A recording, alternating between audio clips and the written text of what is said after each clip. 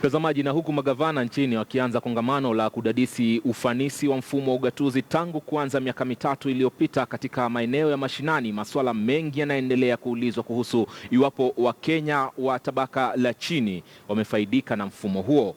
Katika kaunti ya Uasin Gishu, mtu mmoja ameonyesha ubunifu mkubwa wa kisayansi kwa kutumia maji badala ya nyaya kupitisha umeme, hata kuwasha taa. Mtazamaji, Elvis Kosgei alimpata jamaa huyo na kutuandalia taarifa ifuatayo. Tunapokutana na bwana mdogo huyu katika mtaa wa Langas, katika uchanga wake huu anadaifika kuwa na siri inayoangusha ratili ya mawazo juu ya upeo wa kibinadamu.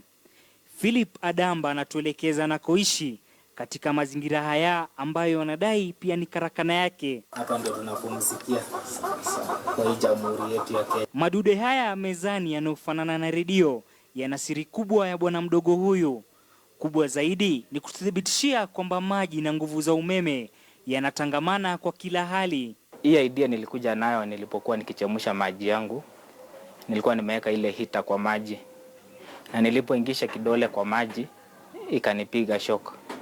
So nikajaribu kujiuliza kama maji haiwezi transmit ile electrical current, inakuaje nikiingisha kidole kwa maji inanipiga shock? Dhana ambayo wanafizikia wanaipinga pakubwa. Na ni a very dormant flame. Hiyo yenye unaona hiyo ni flow of electrons, na ni kwa sababu ya hiyo high frequency. Adamba anatuchukua hatua kwa hatua ili kutoa mwanga zaidi kuhusiana na siri yake, huku akitumia kifaa hiki kuunganisha maji na umeme.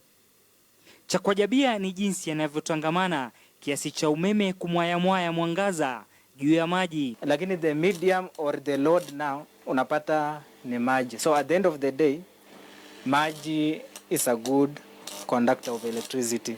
Hayo ni madogo, makubwa yana afadhali. Bwana mdogo huyu anatia maji kwenye bomba hili kisha kulifunga.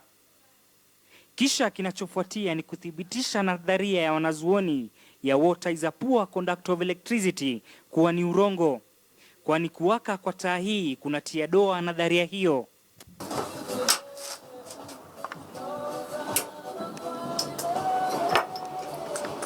So unapata it lights. Endapo ulidhani Adamba ni mwanazuoni, hapo umekosea, kwani kisomo chake kilifikia kidato cha 4 kutokana na ukosefu wa karo. Kama maji inaweza ikatransmit electricity, then there is no need to kuwa na ile conductors, that is the wires na poles. Nilitaka kujua ametia jitihada gani ili kuhakikisha kwa kipaji chake ya kiozi na kuozea humu. Sio mimi peke yangu ndio nimejaribu mambo na innovation in Langas. Kuna wale wamejaribu, maybe mtu anajaribu once twice and then hakuna usaidizi and then you drop. So unapata kwamba tuko, lakini hakuna mtu mwenye hata ukienda huko kwa ofisi. Ina maana haujafaidi matunda ya ugatuzi, ilhali huduma sasa zimefika mashinani. Mimi mwenyewe sijafaidi na hiyo matunda ya ugatuzi hapa. Kuna innovators wanastahili kuwa benefited at the county level.